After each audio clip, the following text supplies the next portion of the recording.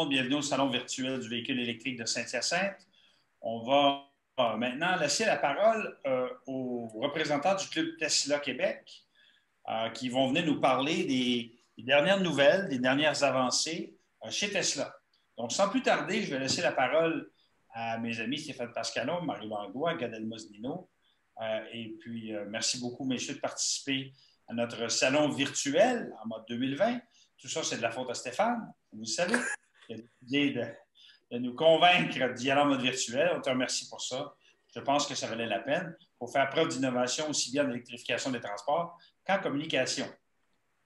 C'est à votre tour, messieurs, allez-y. Merci, Daniel. Bonjour à tous, merci de prendre part à cette conférence virtuelle. Ça nous fait très plaisir, au titre du Club Tesla Québec, de vous présenter les dernières nouvelles de Tesla. Donc, je suis accompagné aujourd'hui de Mario Langlois, qui est vice-président du club, et de Gad Elmoznino, qui est un administrateur du club. Donc, Mario, est-ce que tu peux débuter la présentation et la partager? Oui, peut-être en début de présentation, en fait, je vais partager ça ici. Oh. Oui, puis peut-être expliquer le fonctionnement au niveau du fait que, Gad, est-ce que tu peux présenter comment on va fonctionner pour les questions, etc. Alors, si vous avez des questions, vous pouvez les indiquer dans le chat. Hein. Vous avez ça sur Zoom. Mettez une petite description de votre question et à la fin, on aura une période de questions-réponses et on répondra aux questions. On vous demandera de vous mettre en ligne avec votre micro pour poser directement la question. Okay. Donc, sur le chat, c'est là que vous posez vos questions pendant la présentation et on va arriver aux questions à la toute fin. Merci.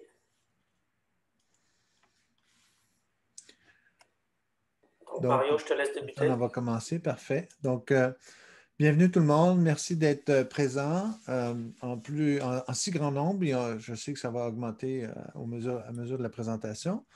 Donc, je vais d'abord faire une courte présentation de ce que c'est que le Club Tesla Québec. Donc, c'est un organisme à but non lucratif qui est composé de 10 administrateurs bénévoles. Il y en a 3 qui participent à la présentation. Le club compte 1340 membres en date d'aujourd'hui, soit 1192 membres propriétaires, puis 148 membres enthousiastes. Donc, pour devenir membre enthousiaste, on n'a pas besoin d'être propriétaire d'une voiture, juste être enthousiaste à l'idée des véhicules électriques, et particulièrement les Tesla. Et sur notre page web, c'est 10 $ par année l'adhésion à titre de membre enthousiaste. Et cette année, en année COVID, les membres propriétaires, normalement, c'est 40 $. Mais là, dans le contexte de l'année COVID, c'est 20 $. Donc, le club offre différents services et avantages aux membres propriétaires surtout, là, parce que c'est les autres qui ont besoin de services là, pour leur voiture Tesla. Notamment, on offre des adaptateurs qu'on appelle CHAdeMO pour permettre aux véhicules Tesla de se charger sur les bornes rapides à courant continu du circuit électrique, et ainsi de suite. On fait aussi des événements, des réunions de réseautage. Évidemment, les événements en période COVID, c'est virtuel surtout, mais on a quand même fait de beaux événements non virtuels, c'est-à-dire un rallye qui a eu lieu au mois de septembre. On développe également des sessions d'information pour les membres qu'on appelle l'heure du thé ou les capsules de thé. L'heure du thé, c'est des présentations plus formelles sur une variété de sujets touchant les Tesla et qui sont plus interactives normalement. Les membres participent et posent des questions, alors que la capsule de thé, c'est des présentations sur des sujets spécifiques qui peuvent durer 15 minutes, 10 minutes, une demi-heure. Ensuite, le club a des activités de lobby assez importantes et là, on a fait des activités de lobby depuis longtemps pour avoir la loi zéro émission au Québec. On va continuer à faire des activités de lobby au Québec pour aller de l'avant sur la loi zéro émission, mais aussi au fédéral. Et puis, le club est utilisé et fait le lien entre les membres et Tesla. Parfois, les membres souhaitent qu'on fasse des représentations auprès de Tesla et ainsi de suite. Et puis, maintenant, le club, depuis cette année, est membre des clubs mondiaux Tesla. Donc, maintenant, on va parler rapidement du réseau de recharge rapide de Tesla parce que c'est important de le souligner parce que quand on achète une voiture Tesla, il faut savoir que ça vient avec un réseau de bornes de recharge rapide, en fait, les plus rapides en ce moment sur le marché. Ça vient avec le privilège d'accéder à ce réseau, Mario. Oui, ça vient avec le privilège, effectivement, mais... un réseau qui est exclusif à Tesla. Un réseau exclusif à Tesla. Une autre voiture ne peut pas se brancher sur ce réseau-là. D'abord, si elle pouvait, peut-être sa batterie, elle ne serait pas capable d'accepter la charge, l'importante charge que livrent ces bornes de recharge-là. Donc, le plus grand réseau mondial de bornes rapides, soit 2000 stations. Dans une station, il peut y avoir 8 superchargeurs, il peut y en avoir 22, 24, et ainsi de suite. Donc, 18 000, il y a avec plus que 18 000 superchargeurs dans le monde en ce moment. Donc, ça ressemble à ces bornes-là. Juste pour vous montrer, en Amérique du Nord, ça, c'est le réseau actuel. Les points rouges, c'est le réseau actuel. Donc, on peut aller n'importe où en Amérique du Nord, littéralement. Et les gris, c'est ceux qui sont en plan, en construction. Et puis, donc, on voit que cette carte-là a changé depuis l'an passé. On avait utilisé la même présentation l'an passé. Toute la ligne rouge qui traverse le Canada était gris l'an passé ou presque. Maintenant, on peut traverser le Canada d'un point à l'autre, d'un océan à l'autre, en se branchant à partir des superchargeurs. En fait, c'est ça. Chaque année, il y a une évolution très marquée du nombre de superchargers. Cette année, la grande nouveauté en Amérique du Nord, c'était la transcanadienne, mais on s'entend qu'il faudrait qu'on les mette d'année en année pour voir l'évolution et on voit que le nombre de superstations augmente très très vite et Tesla fait un suivi de l'ensemble de ces stations selon leur utilisation et quand il y a des postes qui sont très utilisés, ils vont jusqu'à rajouter des superchargers ou au même endroit ou développer des endroits à proximité. Ouais. Faut dire, en 2012, il y avait 2 superchargeurs sur cette carte-là, puis c'était les 2 premiers sur la planète. Là. Ouais. Donc, on voit maintenant l'évolution aussi est équivalente en Europe, c'est important. Et puis, il y a aussi beaucoup de points gris, donc ça veut dire qu'il va y avoir du déploiement aussi qui va aller jusqu'en Turquie, en Pologne, et ainsi de suite. Mais déjà, les Européens sont très heureux avec ce réseau-là. Et puis, on voit qu'il y a beaucoup de points gris également en France, en Espagne, en Angleterre, en Irlande. Et ça indique juste que les voitures Tesla sont super populaires aussi en Europe. Voilà maintenant la carte actuelle pour l'Asie, donc la Chine, le Japon, l'Australie, la Corée du Sud. C'est quelque chose qui évolue également. Ça, il y a 4 ans, il n'y avait rien. Là. Il faut comprendre là, que tout ça, c'est des grandes distances. Là. On voit que c'est la Chine au complet. Et puis, ça se développe d'année après année. Les voitures Tesla sont également très, très populaires. Donc là, Stéphane, on va parler des batteries Tesla, passé, en fait, présent et avenir. Oui. Avant de parler des batteries, j'aimerais terminer sur les superchargers parce que c'est un lien avec les batteries aussi un petit peu, mais là, on voit le nombre de superchargers qui augmente sur la carte. Mais il faut aussi savoir que cette année, Tesla a amené une nouveauté, c'est qu'elle a amené la 3e génération de superchargers sur le marché. Donc, tu parlais tout à l'heure qu'en 2012, il y avait 2 superchargers. C'était une première génération de superchargers. Ils ont ensuite, assez rapidement, aux alentours de 2014-2015, amélioré la vitesse des superchargers. Et là, maintenant, en 2020, on est arrivé à la 3e génération, donc des superchargers qui sont quasiment 2 fois plus rapides que la première génération maintenant, et donc qui permettent de recharger plus vite les batteries et les voitures.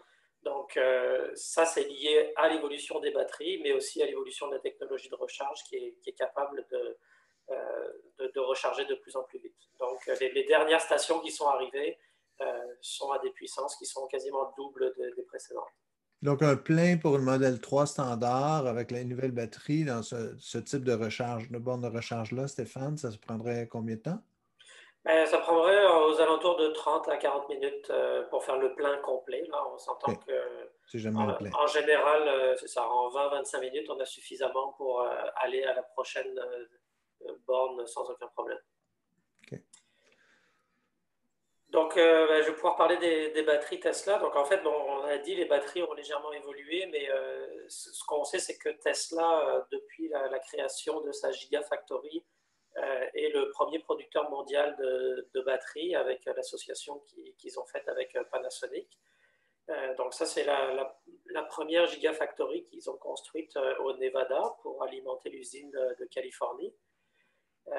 Mais suite à ça, Tesla a travaillé à la fois sur l'évolution des batteries et a aussi développé des nouvelles usines à travers le monde. Donc, au niveau de l'évolution sur les batteries chez Tesla, ça c'est la première, je pense que c'est 2015, ouais, donc c'est les batteries, en fait c'est les composantes, c'est les cellules qui sont dans les batteries actuelles des Tesla.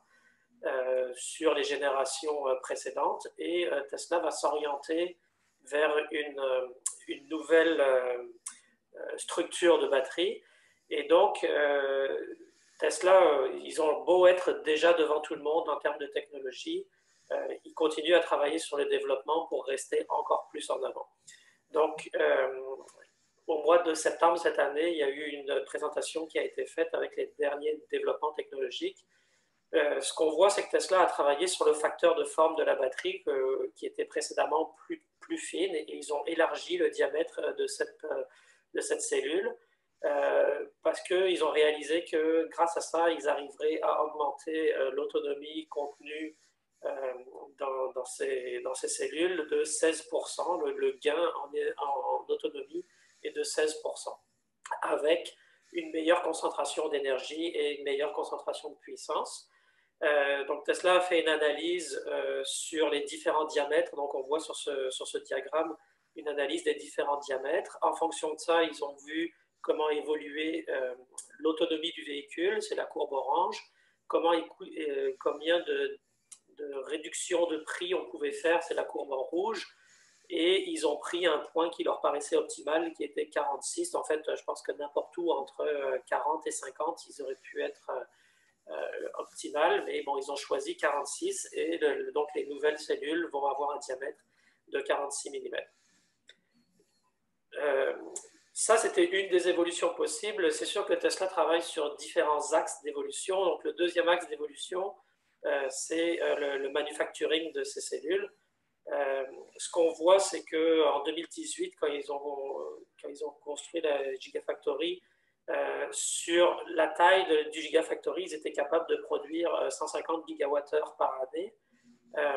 Avec les nouvelles technologies et surtout les nouveaux processus de fabrication qu'ils sont en train de mettre en place, ils seront capables sur une usine qu'on voit qui est plus petite en termes de superficie, de produire presque 9 fois plus. Donc au total, pour 1 gigawatt, ils sont capables de prendre 10 fois moins d'espace.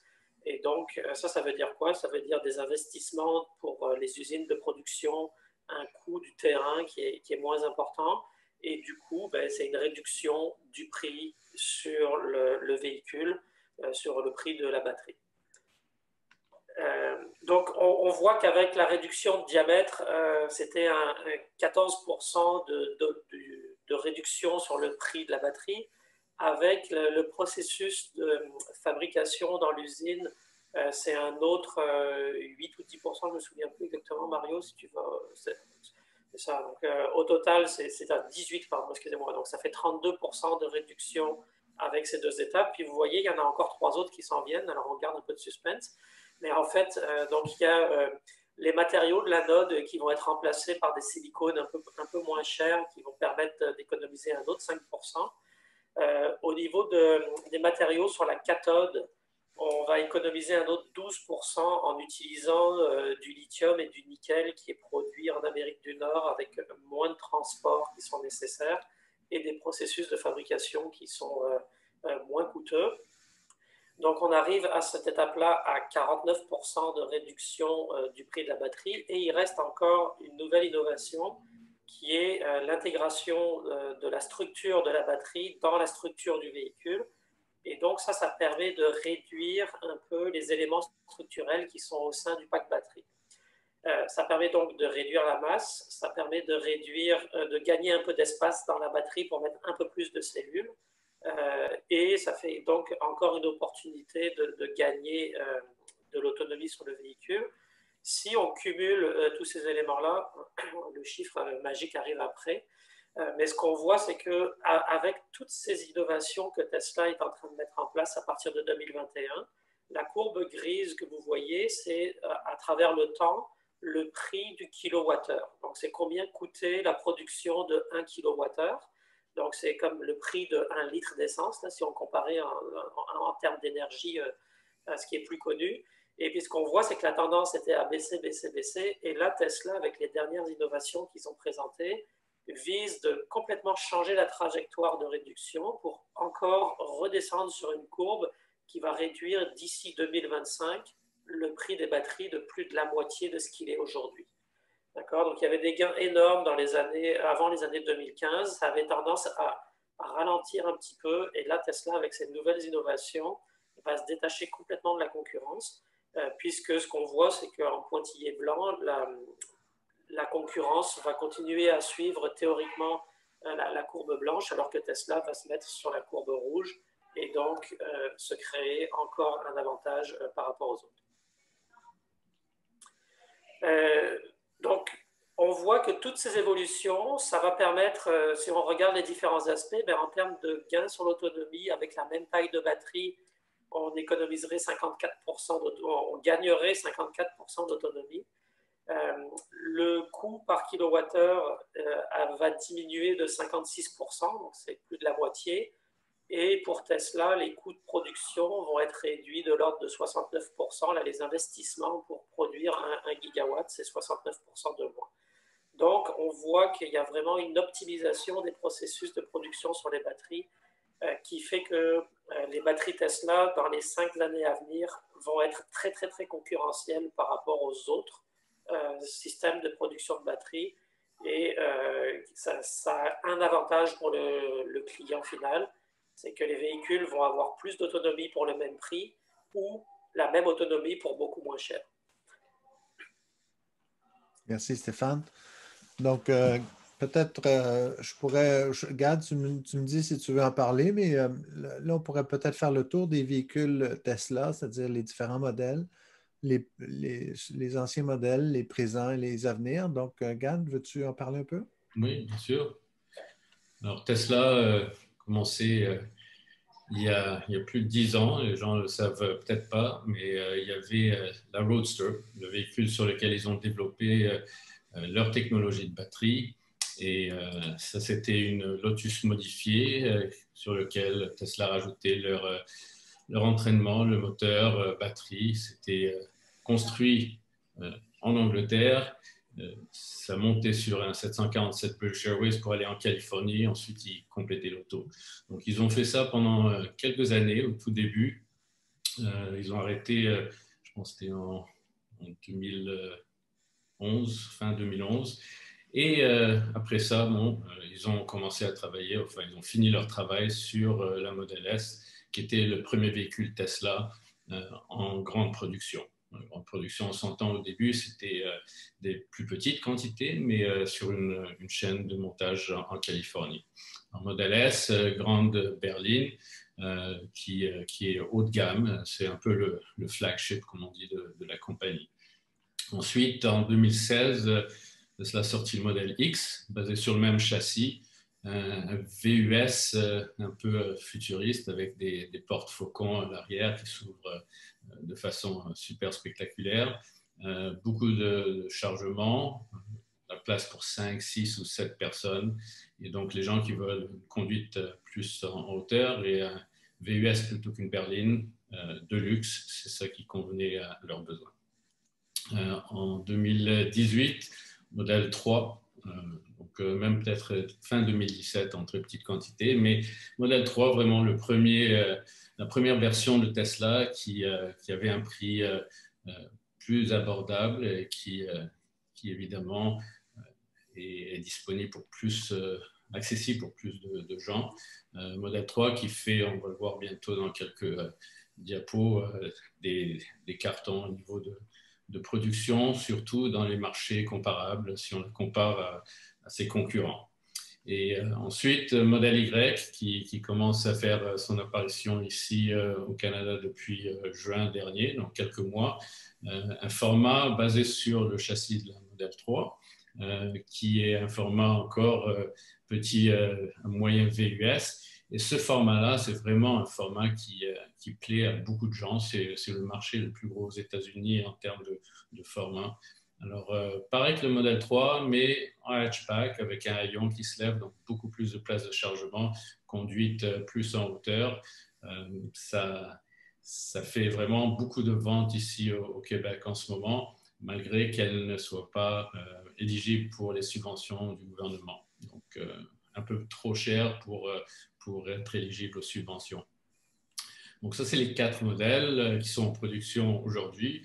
Ensuite, il y a d'autres voitures qui sont en développement, qui ont été annoncées, d'autres voitures et camions. Donc, le Tesla Semi. D'une voiture, ouais. qui va on dit, faire une petite révolution dans l'industrie du camion, dû à sa portée, son autonomie, le coût par kilomètre, etc., les économies d'essence. Et ce camion-là, production 2021, 2022, il y a déjà pas mal de commandes, mais il y en a encore plus pour le Cybertruck qui a été annoncé il n'y a pas si longtemps. Il en a déjà dit qu'il y a plus de 600 000 commandes. Ce sera le même genre de temps pour la production, 21 à 22. Toutes ces voitures-là, incluant la Roadster qui a été annoncée aussi, vont utiliser les prochaines technologies de batterie et de motorisation de Tesla. Donc, on s'attend à voir fin de l'année prochaine, début de l'année d'après. En fait, Gad, je me permettrais d'ajouter que toute la production des camions, des semis et des Cybertrucks va être faite dans la nouvelle usine de Tesla qui est au Texas, qui est en train d'être construite actuellement. Donc, c'est pour ça que la production arrivera probablement fin 2021. Alors, ces 3, le Cybertruck, la Roadster et les camions aussi vont avoir des autonomies vraiment délirantes. D'ailleurs, la Model S version Plaid qui a été annoncée et qui est déjà disponible à commander va aussi avoir une autonomie déraisonnable. Bon, on dépasse les 750 km allègrement. C'est vraiment incroyable. Alors, un dernier petit secret là, qui est bien gardé encore. Ça, c'est ce qu'ils pensent faire un peu plus tard, une version encore moins coûteuse que la Model 3, quelque chose qui tournerait autour de 25 000 US pour un véhicule avec une autonomie, encore une fois, plus que raisonnable. Alors ça, vraiment, ce serait un coup de maître. Mais là, 2022, 2023, c'est les premiers propos d'Elon, donc on va voir comment ça se traduit en réalité. Mais c'est certain que c'est le but de la compagnie, de réduire les prix, d'augmenter l'autonomie, fiabilité, tout ça. C'est une compagnie qui est quand même jeune, mais qui fait des gros pas en très peu de temps. La Roadster, on a dit, il y a 10 ans, on est rendu maintenant avec des superchargeurs partout dans le monde, des voitures qui font pas loin de 700 km d'autonomie. C'est vraiment incroyable. Merci, Gad. Maintenant, Gad, peux-tu continuer en nous parlant? En fait, je peux peut-être parler des fonctionnalités, puis je vais te laisser continuer sur une partie des fonctionnalités que moi, je n'ai pas. Ou Stéphane? Ouais, non, ça serait bien que Mario, tu fasses la présentation sur les fonctionnalités, mais je voulais rajouter un petit point sur ce que Gad vient de dire, qui était impressionnant au niveau de Tesla, c'est que en moyenne, le développement d'un véhicule dans l'industrie prend entre 3 et 4 ans pour développer un nouveau véhicule. Ce qu'on voit, c'est que Tesla, en 10 ans, a développé 4 plateformes de véhicules, 4 véhicules sur des plateformes relativement différentes. Et dans ces 10 ans-là, les véhicules ont fortement évolué parce que ce qu'on voit, c'est que les premières Model S et les Model S actuelles ont beaucoup amélioré au niveau de la structure, au niveau des batteries, au niveau des technologies. Donc, contrairement aux autres manufacturiers qui ont des cycles de développement suffisamment longs, Tesla est ultra rapide dans ses cycles de développement. Et pour faire un lien avec ce qui s'en vient au niveau des fonctionnalités, c'est que même si on a acheté un modèle qui date de quelques années, malgré toute l'évolution des technologies que Tesla incorpore, Il y a certaines choses qui ne peuvent pas être incluses parce que c'est vraiment lié au hardware, mais la majorité des choses qui arrivent en termes de nouveautés et même en amélioration de performance des moteurs et sur les plages d'utilisation, etc., eux viennent à travers les fonctionnalités du véhicule. Donc, parmi, oh, j'ai oublié d'enlever cette diapo-là, mais je vais en parler parce que la fontaine de jouvence, c'est on sait tous que c'est le rajeunissement perpétuel qui est mythologique, mais Tesla a réussi à mettre ça en pratique, c'est-à-dire que les véhicules Tesla qui sont sur le marché depuis 2012 s'améliorent d'année en année grâce aux mises à jour qu'on reçoit sur les véhicules. Donc, autant le véhicule qui va être acheté en 2020 qu'un véhicule qui a été acheté en 2012 ou en 2013 reçoit des mises à jour qui sont bien réelles. Donc, ce n'est pas mythologique, c'est vraiment bien réel. Et donc, ce qui fait que les voitures s'améliorent malgré qu'elles aient été achetées il y a 8 ans, il y a 9 ans. Donc, à titre d'exemple, du jour au lendemain, au mois de l'an passé, on a eu les voitures munies de caméras ont eu l'amélioration avec le Sentry Mode, c'est-à-dire la sentinelle, ou qui permettait d'avoir un système de sécurité autour du véhicule qui était activé lorsque les personnes, qui est active lorsque les personnes approchent le véhicule. Il y a les caméras qui fonctionnent et enregistrent les personnes qui sont autour du véhicule. Donc, en fait, c'est ça, il faut dire aux gens, attention, si vous approchez d'une Tesla, vous êtes généralement filmé. Et le propriétaire voit très bien qu'est-ce que vous faites autour de sa voiture quand vous êtes en train de l'admirer. Ouais. Puis ça a permis, ce genre de système-là, ça a permis de prendre en vidéo des malfaiteurs, des personnes qui voulaient endommager les véhicules, qui ont endommagé les véhicules dans les faits. Et ces personnes-là se sont vues arrêtées par la police parce que la Tesla avait enregistré tout ça et puis les propriétaires pouvaient, si évidemment on pouvait identifier c'était qui le malfaiteur, pouvaient fournir les vidéos à la police qui permettaient. Et souvent, il y a même eu un cas en Alberta l'an passé, Stéphane, je ne sais pas si tu te souviens, mais il y avait un cas en Alberta où la personne s'était rendue lui-même à la police quand il avait vu son image. Un ami lui avait dit Hey, tu es sur YouTube. Donc, quand il s'était vu sur YouTube en train de scratcher la Tesla, il était se rendre à la police lui-même. Je pense que c'est important, Mario, aussi de dire que oui, si vous achetez une Honda Civic ou n'importe quelle voiture et que vous la louez 4 ans, ben vous avez la même voiture pendant 4 ans. À la fin de 4 ans, c'est exactement la même chose. Le GPS, à moins de faire de lourdes mises à jour avec des cartes mémoire et d'acheter des mises à jour, vous avez exactement la même chose. Tandis que chez Tesla, la voiture change continuellement avec des ajustements, comme Mario vient de dire, qui sont un peu des petites fonctions, qui sont intéressantes et sympathiques à rajouter, mais aussi surtout avec des améliorations au niveau de la performance et de la sécurité. Donc, il y a plein de choses que Tesla rajoute qui sont des fonctions même en arrière-plan qu'on ne voit pas nécessairement, mais qui améliorent la sécurité, que ce soit l'autopilote, la lecture de panneaux de vitesse, des profils de décélération pour prévention de collision frontale, etc. Tout ça s'est amélioré et envoyé par mise à jour sans intervention du propriétaire. Ça rentre par Wi-Fi chez vous à la maison ou même par la carte data qu'il y a sur l'auto. Si c'est une mise à jour qui touche à la sécurité, ils l'enverront aux voitures même sans être connecté au Wi-Fi. Alors, c'est ça, on a toujours une voiture qui se met à jour pour des fonctions qui sont fun, mais aussi pour la sécurité. Donc, l'autre image qu'on voit, c'est une qui est plus fun aussi, mais qui est aussi pratique, c'est-à-dire le mode chien, c'est-à-dire c'est le propriétaire qui veut laisser son chien dans la voiture. Ce serait scandaleux de faire ça dans une voiture ordinaire. Mais dans une Tesla, ça ne l'est pas parce qu'on peut mettre le mode chien et là, ça va maintenir la température. Si c'est l'été, ça va le maintenir à la climatisation. Si c'est l'hiver, ça va maintenir la chaleur. Pour que l'animal soit en sécurité et aussi il y a un écran qui va apparaître pour dire aux passants que le chien est dans la voiture, mais que la température est maintenue à une température normale. Donc, regarde ici, là, c'est le temps de passer à une vidéo que tu voudrais partager, je crois. Donc, je vais cesser le partage d'écran à cette étape-ci. En fait, Mario, je vais faire une introduction pour Gad pendant le transfert, mais Oui. là, on va parler d'une des fonctionnalités pour lesquelles les Tesla sont bien connus, qui est l'autopilote. L'autopilote est une aide à la conduite qui est présente sur les Tesla depuis maintenant près de 5 ans, là, 4 ans et demi, on va dire.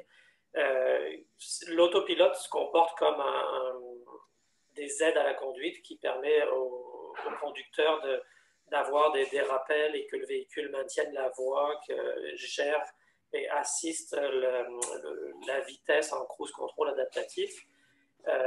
Mais Tesla travaille aussi avec tout justement ce qu'ils ont appris de l'autopilote sur les fonctionnalités de conduite autonome et donc ce qu'ils appellent le full self-driving, donc le FSD. Et la grosse nouvelle qu'il y a eu chez Tesla, c'est que depuis la semaine dernière, ils ont commencé à déployer aux États-Unis ces fonctionnalités de full self-driving, donc le FSD, pour certains propriétaires de Tesla. Et donc, ce que Gad va nous montrer et nous expliquer dans les minutes qui suivent, c'est cette approche de full self-driving. Ok, très bien. Donc, vous voyez mon écran maintenant, j'ai changé. Oui, très bien. Oui. Alors, comme disait Stéphane, toutes les voitures Tesla maintenant viennent avec ce qu'ils appellent autopilote de base, qui permet à la voiture de garder sa voie, sa vitesse adaptée au trafic sur l'autoroute.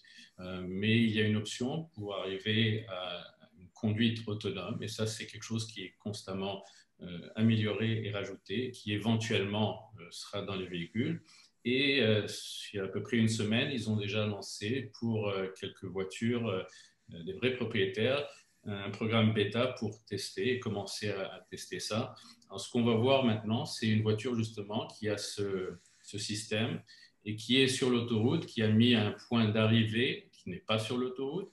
Et la voiture conduit toute seule. Alors là, il n'y a aucune intervention, il n'y a pas de main sur le volant. Ce qu'on voit à gauche de l'écran en ce moment, c'est ce que tout le monde voit qui est Tesla en ce moment. Sur l'autoroute, on suit, il y a un camion devant. Mais là, la voiture sait qu'elle doit sortir d'un point de mile, elle met son clignotant et elle va prendre la sortie pour arriver dans une section en ville. Alors, c'est entièrement automatisé. Voilà, elle a fait son changement de voie, elle a vérifié son angle mort et voilà la sortie qui arrive. Et dans 300 mètres à peu près, il y a un virage à gauche. Donc la voiture continue encore sans intervention. On voit à gauche, elle indique qu'il y a un stop à 400 pieds. Et là, on commence à voir la visualisation pour un feedback avec le conducteur pour qu'il sache ce que voit la voiture. On a la ligne bleue en pointillé qui est la trajectoire. Le rouge, c'est vraiment le dessin de ce qu'il y a comme fil disponible. Et on va voir la voiture qui a pris son virage toute seule. Elle a presque fait son arrêt. Voilà, fait son arrêt, qui arrive encore à 600 pieds, on le voit, elle le voit tout de suite, le feu rouge, très loin. On voit la circulation qui est à contresens et le feu rouge est devant nous maintenant. Et elle va s'arrêter toute seule, elle va attendre que le feu change. Alors ça, c'est vraiment super impressionnant. Il y a quand même beaucoup d'informations qui est gérée par l'ordinateur. Pour ça, il faut une Tesla un peu plus récente. Ce n'est pas celle de 2015 qui peuvent le faire, mais quelqu'un qui achèterait le Full Self Drive comme option pourrait rajouter et ils font des ajustements de l'ordinateur dans la voiture. Donc là, on a le feu rouge qui est toujours rouge. On ne va pas attendre peut-être 30 secondes, je vais vous avancer ça un petit peu. Le feu est passé vert, on voit même le feu vert dessiné sur l'écran. Et voilà, elle prend un virage avec une autre voiture à sa droite. Bon, elle est peut-être un peu moins agressive et elle suit la limite de vitesse quand l'autre fait un excès de vitesse, mais on voit, elle accélère jusqu'à 40 000 à l'heure. Et voilà, donc elle continue tout droit. Tout est vraiment indiqué. Le mauve, c'est le terre-plein qu'il y a au centre. Et ça, c'est vraiment ce que la voiture voit. Toutes les voitures qui sont à gauche, à droite, sur les routes transversales. Ça donne un niveau de confiance aussi au conducteur pour savoir que oui, elle voit ce que je vois. Donc, elle arrive presque à sa destination, qui est dans 200 mètres à peu près. Alors là, elle doit se ranger à droite. Elle est dans la voie de gauche, mais elle a fait son virage tout en mettant son clignotant. Et là, elle fait un demi-tour pour aller se ranger dans cette sortie. Alors, c'est quand même impressionnant. Voilà, le gars a arrêté la section l'autopilote. Et je vous remets ça ici. C'est quand même impressionnant parce que ça, c'est les tout débuts de ce qui s'en vient pour tout le monde. C'est sûr que l'industrie s'en va vers ça, mais il y a vraiment une petite longueur d'avance ici pour une voiture qui est déjà capable de le faire, bien que ce soit en mode bêta. Et ce qu'il faut comprendre, c'est que chaque fois que ces propriétaires maintenant roulent avec cette version-là, la première version, toute l'information qui est capturée, les problèmes, les possibles accidents, peut-être s'il y a un accident, tout ça sera retransmis au réseau neuron que Tesla construit pour ensuite améliorer toutes les autres voitures. Si cette voiture de cette personne-là avait signalé un problème, ça c'est renvoyé aux ingénieurs en temps réel, ils peuvent analyser tout ça et renforcer le système. C'est quelque chose c'est une chose d'avoir une centaine de véhicules test, peut-être comme fait Google pour faire leurs tests. Mais ici, il faut comprendre que tout ce logiciel réside dans des milliers de Tesla. Toutes les voitures apprennent des autres, en fait. Tous les jours, même les gens qui n'ont pas ça en ce moment, il y a de l'information qui est capturée sur leur trajet et qui est renvoyée chez Tesla. Donc, ça équivaut à des milliards de kilomètres roulés en test. Et ça fait que Tesla peut faire ça à une vitesse accélérée par rapport à tous qui n'ont pas ce réseau mesh ensemble pour rapporter l'information. Alors, c'est impressionnant, c'est vraiment très excitant. Ça fait une semaine, j'espère qu'ils vont me l'envoyer à tester bientôt. J'aimerais bien faire. En fait, pour revenir sur ces fonctionnalités-là, il y a un chiffre qu'on n'a pas mis dans la présentation, puis Mario, tu pourras peut-être revenir sur la présentation, mais le chiffre qu'on n'a pas encore mis, dans ce qu'on n'a pas mis cette année dans la présentation, c'est l'impact du pilote automatique sur la quantité d'accidents. Et en fait, Tesla a publié des chiffres et qui démontrent que en moyenne, les gens font 2 fois plus de kilomètres sans accident avec les fonctions de pilote automatique que ceux qui ne l'utilisent pas. Donc, ça réduit à peu près de moitié le nombre d'accidents que les voitures ont grâce aux fonctions d'assistance de conduite. Exact. Et en fait, le but, je pense, pour Elon, c'est qu'arriver, il a déjà dit quelque chose avec une voiture qui est 10 fois plus sécuritaire que la conduite par un humain. Donc, si on prend un peu de recul et qu'on essaie d'enlever les émotions et les peurs qu'une voiture nous conduise, si on regarde les chiffres, si je sais que la voiture est statistiquement 10 fois moins ou 10 fois plus sécuritaire que moi ou que mon fils qui l'a conduit, je pense qu'il faut admettre que ce sera la façon de faire. Ça va sauver des accidents, ça va sauver des vies et c'est vraiment le futur. Alors là, Mario voulait nous parler probablement des nouveautés de la Model 3, mais je vois que tu as laissé la petite erreur sur l'autonomie, Mario. Donc, oui, c'est pas bien grave. On va Désolé. corriger. Le 427, c'est ton chiffre rêvé, mais le vrai chiffre, c'est 423. Donc, en fait, la Model 3 a eu dernièrement une mise à jour et donc les améliorations et donc les nouvelles Model 3 qui arrivent maintenant ont 427 km d'autonomie en bénéficiant de certains éléments des nouvelles technologies de batterie, justement, qui ont été mis en place. Au-delà de ça, il y a des améliorations qui ont été faites sur le véhicule en général, essentiellement basées sur l'expérience que les premiers véhicules ont eue dans les pays froids, donc, que sont la Norvège et le Canada. Et en fait, Tesla a donc rajouté dans ces modèles 3 un élément chauffant au niveau du port de recharge, ce qui permet de dégivrer le port de recharge en hiver et d'éviter qu'il y ait de la glace ou du froid qui s'accumule. Ils ont aussi changé l'élément qui fait le chauffage. Les modèles 3 avaient tendance à perdre beaucoup d'autonomie en hiver. Donc maintenant, ils ont installé une thermopompe comme système de chauffage, ce qui permet de beaucoup moins perdre d'autonomie durant l'hiver. Et le toit qui est tout vitré a été en quelque sorte renforcé. C'est maintenant une double épaisseur de vitre qui permet de mieux isoler le véhicule et donc d'avoir moins de perte de chaleur et moins besoin de chauffer durant l'hiver. Il faudra un peu plus déneiger votre toit par contre. Là, c'est la contrepartie de chaque amélioration, c'est toujours ça. Mais donc globalement, le véhicule continue de s'améliorer. Et surtout, on arrive maintenant à des autonomies qui sont au-delà de 400 km pour des véhicules qui restent dans la tranche en bas de 55 000 $.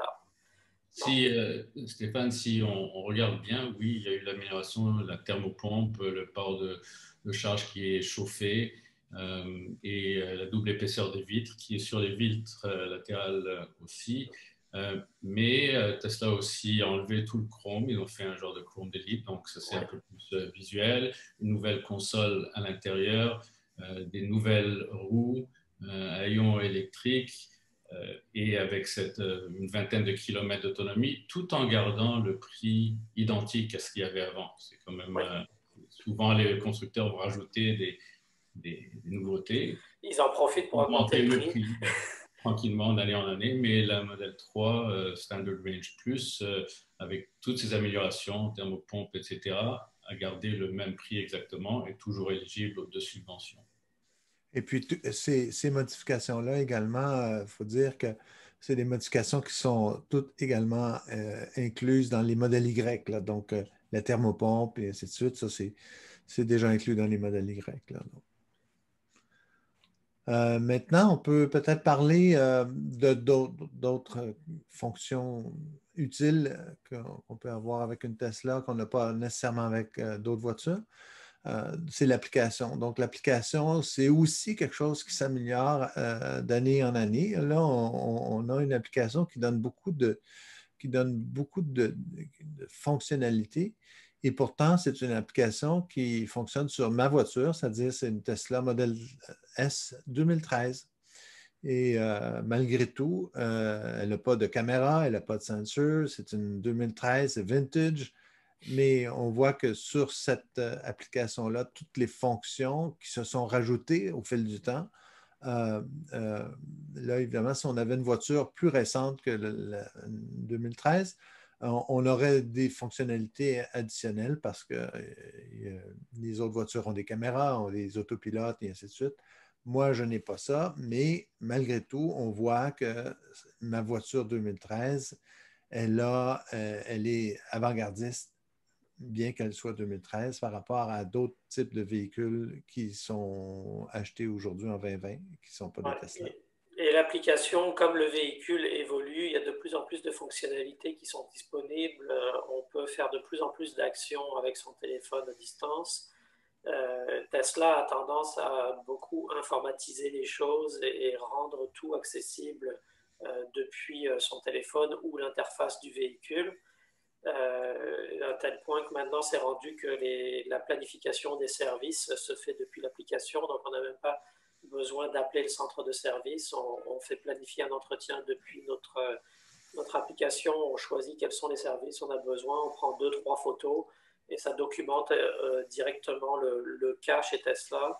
Et quand vous arrivez au service, normalement, ils sont déjà au courant du problème qu'il y a et ils sont en mesure de le régler de manière plus efficace et surtout de le documenter en interne, donc d'éviter qu'il soit reproduit chez d'autres clients ou le plus possible.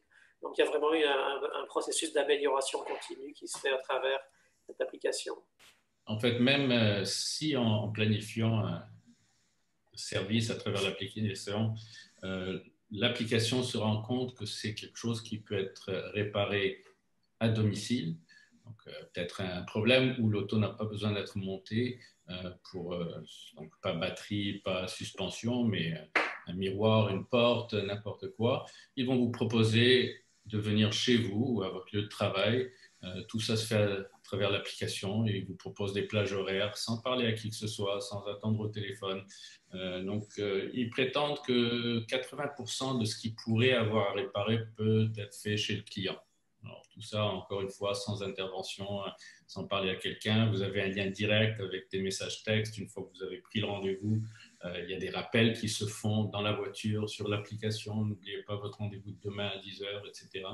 Mais cette application-là, comme disait Mario, qui change constamment, c'est vraiment génial.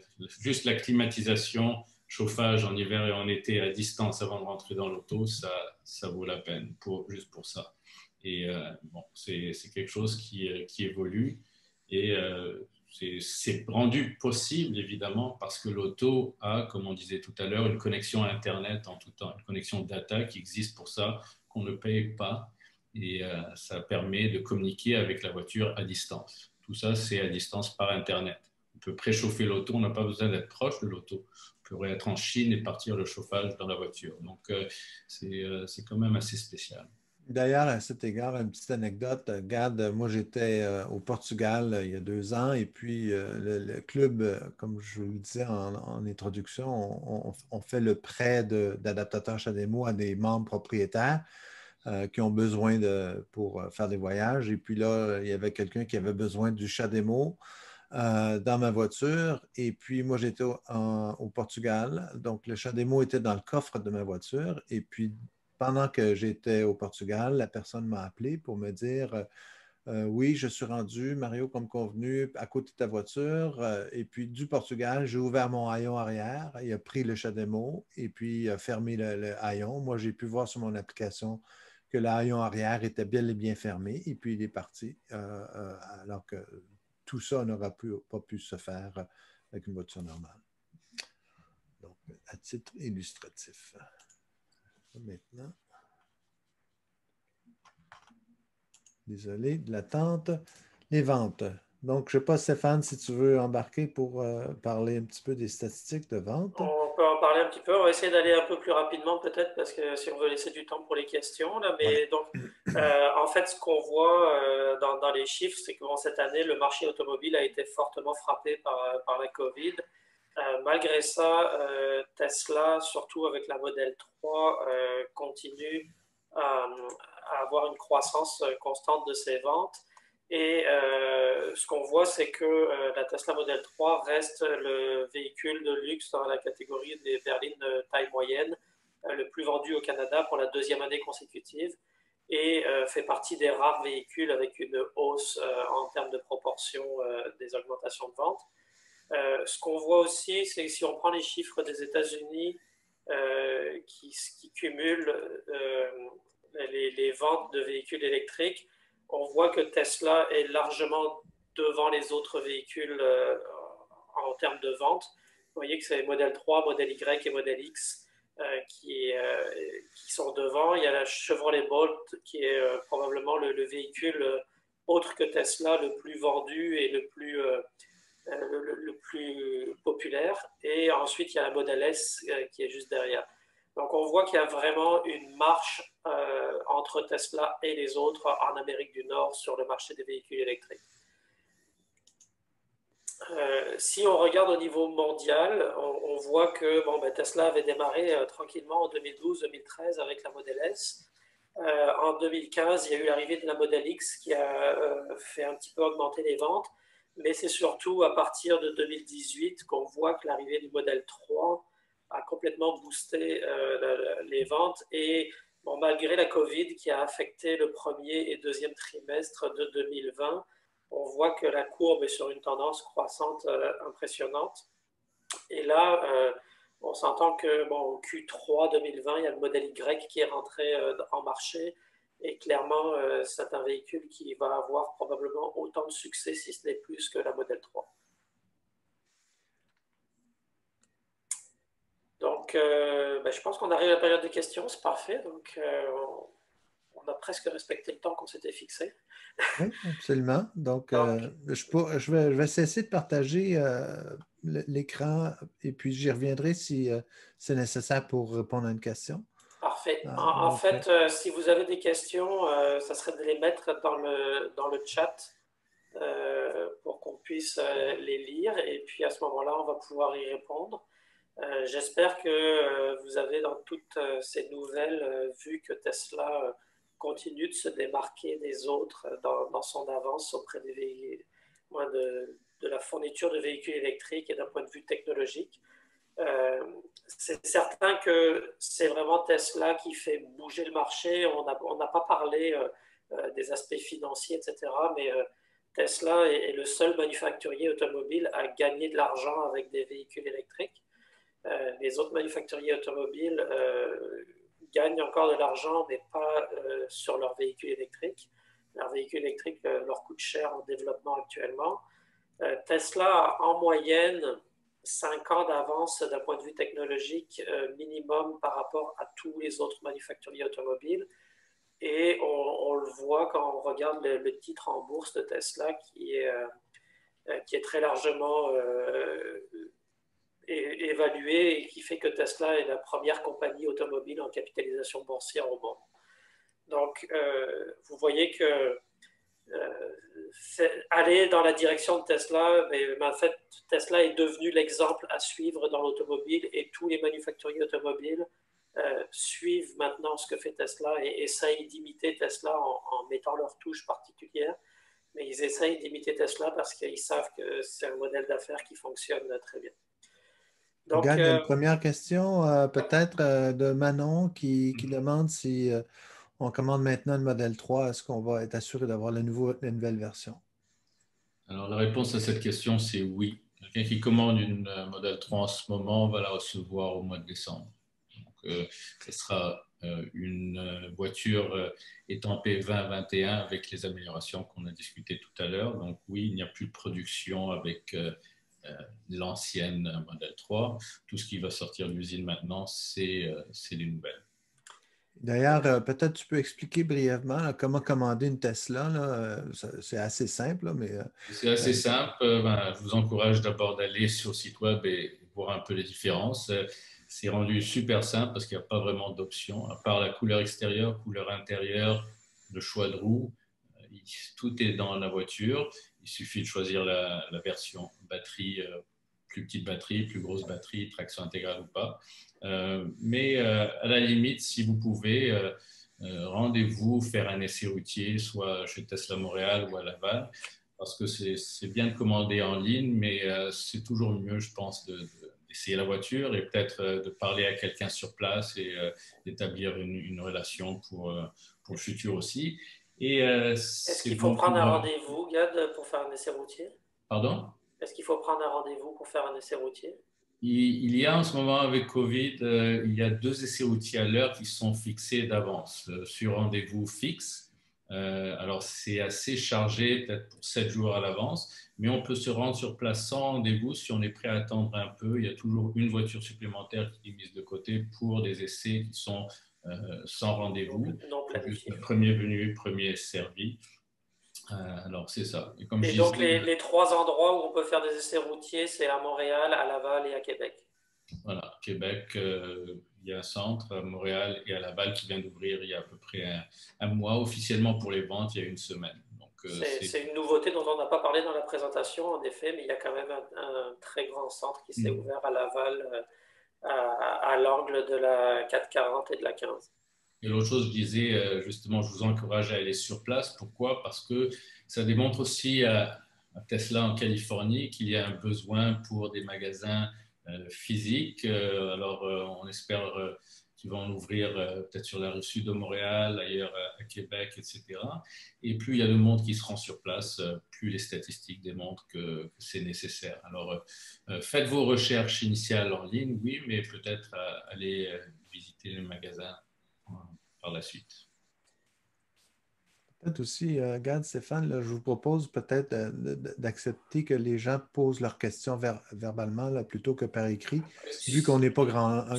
S'ils le souhaitent, oui, il n'y a pas de problème. Si vous souhaitez poser une question là, verbalement, juste activez votre micro et nous parler. Ça va nous faire plaisir de vous répondre.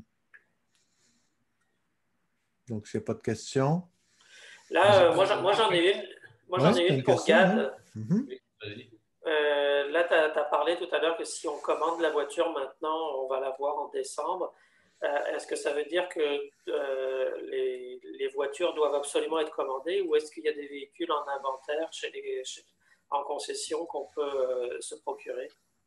Il n'y a pas de véhicule 2021 en inventaire, évidemment. Il n'y en a pas vraiment encore de livré ou en route. Par contre, ce qui se passe, c'est qu'il y a quelques personnes qui devaient prendre livraison prochainement, qui avaient une voiture donc, qui était construite 2021 sans ces nouvelles choses dont on a parlé et qui ont le droit de prendre la voiture ou de refuser et de dire j'attends la prochaine et je veux que ça soit avec la thermopompe. Alors, il y a de temps en temps quelqu'un qui dit non, je préfère attendre et cette voiture-là qui est arrivée devient disponible. Et il y a quelques ajustements de prix qui sont faits sur ces véhicules en ce moment. Donc, pour quelqu'un qui est pressé ou pour qui le Chrome d'Elite et la thermopompe ne représentent pas, par exemple, quelque chose de super intéressant, il y a moyen exceptionnellement d'avoir un petit ajustement de prix et de prendre une voiture rapidement. Mais il n'y en a pas beaucoup, on parle de quelques-unes. OK. Sinon, c'est 4 à 5 semaines pour avoir le véhicule, c'est ça? Voilà, c'est ça. On est fin octobre et les voitures commencent maintenant dans la planification à être cédulées pour des livraisons début décembre. Là aussi, regarde, là, il y a Manon qui a rajouté un commentaire. J'aimerais ça si tu pouvais commenter. Nous pouvons aussi faire l'achat chez Simon André à Trois-Rivières. Nous avons droit à une inspection complète. Donc, peux-tu commenter un petit peu sur cet aspect-là de la revente? Tesla ne vend pas de voitures, disons, qui ne sont pas directement un client Tesla. Okay? Ils ne veulent plus faire de situation où il y aurait des tierces parties qui achèteraient plusieurs Tesla, qui les garderaient en inventaire et tout ça. C'est terminé. Ils ont maintenant accepté tout récemment de faire des exceptions pour des compagnies de location, des vraies compagnies de location qui voudraient faire une location à un client. Pour une raison ou une autre, le client préfère passer par cette compagnie de location. Là, il faut que le client commande l'auto et à la fin, cette voiture-là sera transférée à la compagnie de location juste avant livraison. Ça, c'est possible, mais d'aller chez Simon André à Trois-Rivières pour commander une voiture qui serait déjà en inventaire, à ma connaissance, c'est plus réellement possible. Non, mais par contre, tu peux commander ta voiture et te la faire livrer par Simon André si tu es à Trois-Rivières. Voilà, la commander personnellement. Ce ne serait pas une voiture déjà en inventaire. Et s'il y en a une déjà en inventaire chez Simon André, c'est peut-être un plus vieux modèle. Ça sera une usagée. Il n'y a aucune personne qui a une 2021 en ce moment, donc ça va arriver fin novembre les premières. C'est-à-dire qu'elles ne sont pas encore construites, elles vont être construites peut-être dans une semaine ou deux. Parfait. Est-ce qu'il y a quelqu'un d'autre qui aurait une question? Oui, j'aurais une question. Oui. Y a-t-il l'avantage à retarder un achat de modèle Y pour avoir les nouvelles batteries moins pesantes, plus autonomes, ce que vous avez parlé là, et moins cher? Alors, c'est une bonne question. En fait, comme on l'a dit, Tesla évolue constamment. Donc, si vous voulez attendre d'avoir la dernière version de modèle Y avec la dernière batterie, vous allez attendre indéfiniment parce que ça évolue indéfiniment. Donc, ce qu'il faut faire, c'est à un moment donné, il faut dire, OK, c'est maintenant que je l'achète. Et puis, votre voiture, même quand vous l'aurez achetée, elle va continuer d'évoluer par les mises à jour, etc. D'accord? Donc, il n'y a pas un avantage majeur à retarder votre achat. Les véhicules qui arrivent maintenant, les 2021, ont tous les derniers ajustements liés à tout ce qu'ils ont découvert après 1 ou 2 ans de production. Et donc, si vous retardez votre achat, oui, vous allez avoir une voiture qui va avoir encore des petits plus, mais 6 mois plus tard, elle sera déjà dépassée par encore les autres petits plus. Moi, quand je dis dépassé, pas dépassé, mais vous verrez déjà d'autres petits plus qui vont s'ajouter. Donc, vous aurez constamment cette impression qu'il manque quelque chose, alors que les mises à jour, elles, restent présentes. Une chose que je peux rajouter, Stéphane, aussi, c'est que là, on parle aussi des nouvelles batteries là, qui ont été annoncées le 22 septembre. Mais ces nouvelles batteries-là, ce n'est pas une technologie qui va être mise en place bientôt. C'est une technologie qui va être mise en place dans plusieurs années. Donc, oui, on parle de dans 2 ou 3 ans. Là, je vois que Daniel veut intervenir. Je pense qu'on a une autre conférence qui suit. Ouais. En fait, je crois Une que dernière je question. voulais intervenir aussi là-dessus. C'est-à-dire que sur l'idée de dire est-ce qu'on doit attendre pour avoir un véhicule qui va être plus performant, moins cher, etc. Mais comme tu disais très bien, Stéphane, effectivement, ça c'est pareil comme de dire est-ce que je devrais acheter l'ordinateur de cette année ou attendre l'année prochaine pour un ordinateur performant ou un téléphone cellulaire? C'est pareil, sauf qu'un des gros avantages de Tesla sur la très, très grande majorité des autres constructeurs automobiles, c'est qu'il y a des mises à jour régulières qui font en sorte que le véhicule s'améliore. Mais si on dit, je vais attendre dans 2-3 ans parce que le véhicule va être peut-être plus performant, etc., en 2-3 ans, pas certain, moi, que les rabais qu'on a actuellement vont être encore sur le marché. Non, ça c'est sûr. Moi, je suis pas mal sûr qu'ils sont plus. Merci pour la réponse, mais j'ai une autre question aussi. L'autopilote, le full automatique, là, oui. Est-ce que c'est réellement avantageux au Canada, au Québec, par rapport aux États-Unis? En fait, je ne sais pas, est-ce que votre question est en lien avec la réglementation au Canada ou je ne suis pas certain de comprendre. Avec l'usage, est-ce que, avec les routes du Québec, on a le traçage des lignes, etc., est-ce qu'au Québec, c'est opportun d'avoir ce dispositif-là? Alors, le pilote automatique de base est très utile parce qu'il fonctionne très, très bien sur les autoroutes, etc. Au niveau des fonctionnalités du full self-driving, actuellement, Tesla le déploie uniquement dans des régions chaudes dans un premier temps, justement pour apprendre. L'objectif de ces fonctionnalités, c'est d'être capable de conduire même sans ligne. Tu sais, il détecte les bordures de la route, etc. à terme. Actuellement, avec l'autopilote, moi, ce que j'observe, et puis Gad, tu pourras me confirmer ou pas, mais c'est qu'au Québec, dans 90% des situations, ça marche très très bien. Comme on est toujours derrière le volant à veiller, mais il faut reprendre de temps en temps le volant, mais c'est très adapté. C'est certain que durant la période hivernale, si vous roulez en pleine tempête de neige, là, le véhicule, il ne voit pas mieux que vous et il n'est pas capable de deviner la route, d'accord? Donc, la limite de l'autopilote est à peu près la même que la limite de l'être humain. Peut-être même un peu plus, il est peut-être un peu meilleur que nous, mais c'est à peu près ça. Donc moi, je vous dirais qu'il n'y a pas de difficulté à dire que c'est une bonne fonctionnalité au Québec. Ça marche, pour moi, il marche très bien actuellement. Et moi, j'ajouterais, Stéphane, que quand il y a une très grosse tempête de neige, on ne voit pas grand-chose. Mieux vaut rester à la maison de toute manière. Exactement. Sur ces belles paroles, messieurs et tous les gens qui suivent ça de près, on va devoir tirer une conclusion parce qu'on a dépassé le temps de beaucoup d'ailleurs. Là, on est rendu à 14h06 et il y a une conférence qui devait commencer à 14h avec Pierre Langlois, qui, lui, va parler des nouvelles batteries. Il va vraiment aller dans le fin détail sur les batteries de Tesla et les nouvelles technologies de batterie. Donc, je vous remercie beaucoup, messieurs, de votre présentation, Mario, Stéphane. Et puis, j'invite les gens qui étaient déjà là à suivre la conférence de Pierre Langlois qui s'en vient juste après, en quelques minutes, pour parler de l'avenir des technologies de batterie, dont celle de Tesla. Merci tout le monde d'être présent là. Bonne journée. Merci, au revoir.